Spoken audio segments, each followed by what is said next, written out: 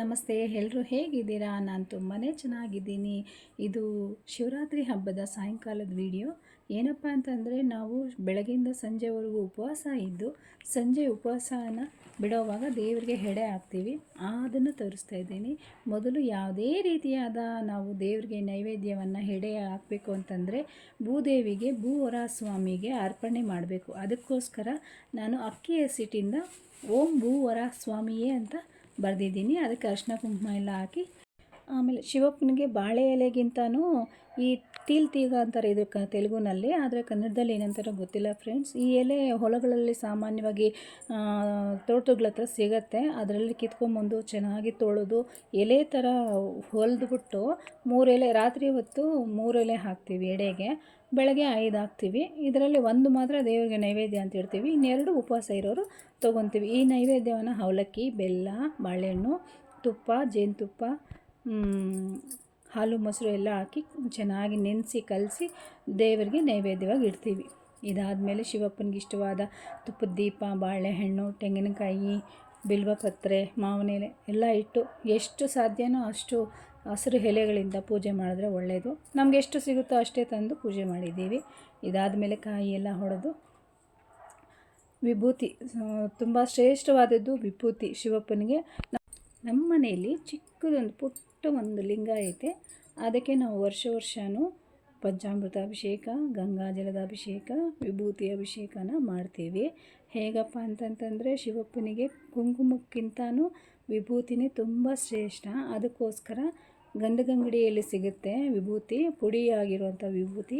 ಅದನ್ನು ತಗೊಂಬಂದು ವಿಭೂತಿ ಅರ್ಚನೆನ ಮಾಡಿಕೊಂಡು ಅದನ್ನು ಹಾಗೆ ಇಟ್ಕೊಂಡು ಯಾವುದಾದ್ರೂ ಒಂದು ಡಬ್ಬಿಯಲ್ಲಿ ಹಾಕಿಟ್ಕೊಂಡು ವರ್ಷ ಪೂರ ನಾವು ಡೇಟುಗಳ ಸಮಯದಲ್ಲಿ ಇಟ್ಕೊಳ್ದೀರ ಮತ್ತು ಬೇರೆ ದಿನಗಳಲ್ಲಿ ಯೂಸ್ ಮಾಡಿಕೊಂಡ್ರೆ ಆ ಫಲ ನಮಗೆ ಸಿಗುತ್ತೆ. ಇದು ತುಂಬ ಒಳ್ಳೆಯದು. ಆಮೇಲೆ ಬಿಲ್ವಾರ್ಚನೆ ಮಾಡ್ಕೋಬೋದು. ಯಥಾಶಕ್ತಿ ನಮಗೆ ಯಾವ ಥರ ಯಾವುದಾದ್ರೂ ಸ್ತೋತ್ರ ಬಂದರೆ ಹೇಳ್ಕೊಬೋದು. ಇಲ್ಲ ಅಂತಂದರೆ ಶಿವನ ಧ್ಯಾನ ಮಾಡ್ಕೋಬೋದು. ನಮ್ಗೆ ಯಾವ ಥರ ತೋಚುತ್ತೋ ಆ ಥರ ನಾವು ಆವತ್ತು ಶಿವಪೂಜೆನ ಮಾಡ್ಕೋಬೇಕಾಗತ್ತೆ. ಇನ್ನು ಕೆಲವರು ದೇವಸ್ಥಾನಗಳಿಗೆ ಹೋಗ್ತಾರೆ, ಬರ್ತಾರೆ. ಇಲ್ಲ ಅಂತಂದರೆ ಮನೆಯಲ್ಲೇ ಶಿವಪ್ಪನ ಹಾಡುಗಳು ಕೇಳಿಕೊಂಡು, ಮಂತ್ರಗಳು ಹೇಳಿಕೊಂಡು ಶಿವ ಸಹಸ್ರನಾಮನ ಪಠನೆ ಮಾಡ್ತಾರೆ.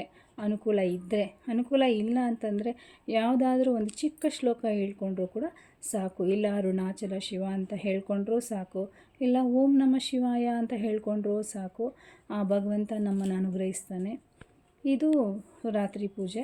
ಇದಾದ ಮೇಲೆ ಕಾಯಿ, ಕಡ್ಡಿ, ಕರ್ಪೂರ, ಧೂಪ, ದೀಪ, ನೈವೇದ್ಯಗಳು, ಷೋಡೋಪಚಾರ ಪೂಜೆಗಳೆಲ್ಲ ಆದಮೇಲೆ ನಾವು ದೇವಸ್ಥಾನಕ್ಕೆ ಹೋಗಿ ಬಂದು ಶಿವಪ್ಪನ ನೋಡ್ಕೊಂಡು ಬಂದು ಆಮೇಲೆ ರಾತ್ರಿ ಒಂದು 8-9 ಗಂಟೆಗೆ ಉಪವಾಸನ ಬಿಡ್ತೀವಿ. ಇದಾದ ಮೇಲೆ ನಾವು ರಾತ್ರಿಯೆಲ್ಲ ಜಾಗರಣೆ ಇರಬೇಕು. ಜಾಗರಣೆ ಇದ್ದರೆ ತುಂಬ ಒಳ್ಳೆಯದು.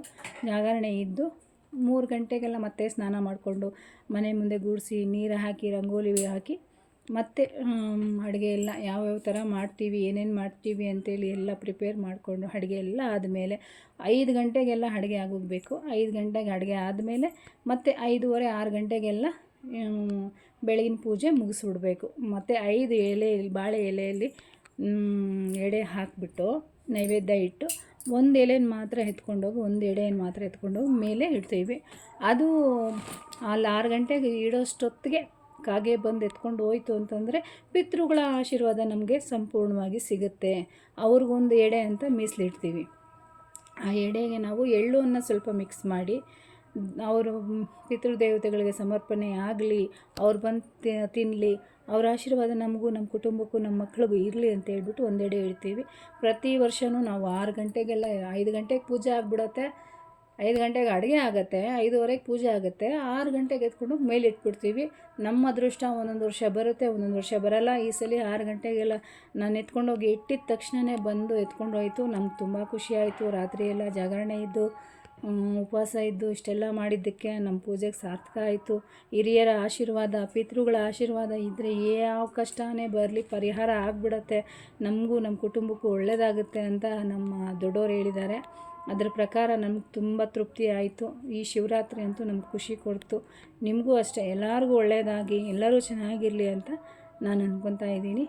ಇದಾದ ಮೇಲೆ ಉಪವಾಸ ಬಿಟ್ಟು ನಿದ್ದೆ ಹೋಗಬಾರ್ದು, ಮತ್ತು ಸಂಜೆ ಆಗೋವರೆಗೂ ಚುಕ್ಕೆ ನೋಡಿ ಮತ್ತೆ ನಿದ್ದೆ ಮಾಡಬೇಕು ಅಂತ ಹೇಳ್ತಾರೆ. ಅದಕ್ಕೋಸ್ಕರ ಏನೇ ಪ್ರಯತ್ನ ಮಾಡಿದ್ರು ತುಂಬ ಕಷ್ಟ ಆಗುತ್ತೆ ನಿದ್ದೆ ಮಾಡದಿರ ಇರೋದಕ್ಕೆ. ಅದಕ್ಕೋಸ್ಕರ ದೇವಸ್ಥಾನಕ್ಕೆ ಹೋಗಬೇಕು, ಇಲ್ಲಾಂತಂದರೆ ಜಾತ್ರೆಗಳಿಗೆ ಹೋಗಬೇಕು. ನಮ್ಮೂರ ಕಡೆ ಒಕ್ಲೇರಿಯಲ್ಲಿ ಜಾತ್ರೆ ನಡೀತಾ ಇತ್ತು, ಅಲ್ಲಿಗಾದರೂ ಹೋಗೋಣ, ಇಲ್ಲ ಅಂತರಗಂಗೆಗಾದರೂ ಹೋಗೋಣ ಅಂತ ಏನೇನೋ ಪ್ಲ್ಯಾನ್ ಮಾಡಿಕೊಂಡು ಹಾಗೂ ಹೀಗೂ ಫೋನುಗಳಲ್ಲಿ ಮಾತಾಡಿಕೊಂಡು ಟೈಮ್ ಪಾಸ್ ಮಾಡಿ ಕೊನೆಗೂ ಇರೋಕ್ಕಾಗಲೇ ಇಲ್ವಾ ಫ್ರೆಂಡ್ಸ್, ನಿದ್ದೆ ಮಾಡಿಬಿಟ್ಟಿದ್ದೀವಿ. ಏನು ಮಾಡೋದು. ಅಂತೂ ಇಂತೂ ಹಬ್ಬ ಅಂತೂ ತುಂಬ ಚೆನ್ನಾಗಿ ನೆಮ್ಮದಿಯಾಗಿ ಖುಷಿಯಾಗಿ ಮಾಡ್ಕೊಂಡ್ವಿ ಫ್ರೆಂಡ್ಸ್. ನೀವೆಲ್ಲರೂ ಹೇಗೆ ಮಾಡ್ಕೊಂಡ್ರಿ? ಎಲ್ಲರೂ ಚೆನ್ನಾಗಿ ಮಾಡ್ಕೊಂಡಿದ್ದೀರಿ ಅಂತ ಅಂದ್ಕೊತಾ ಇದ್ದೀನಿ. ಈ ವಿಡಿಯೋ ಇಷ್ಟ ಆದರೆ ಲೈಕ್ ಮಾಡಿ, ಶೇರ್ ಮಾಡಿ, ಕಾಮೆಂಟ್ ಮಾಡಿ, ನನ್ನ ಚಾನಲ್ನ ಸಬ್ಸ್ಕ್ರೈಬ್ ಮಾಡಿ ಫ್ರೆಂಡ್ಸ್. ಮತ್ತೆ ಸಿಗೋಣ ನೆಕ್ಸ್ಟ್ ವಿಡಿಯೋನಲ್ಲಿ.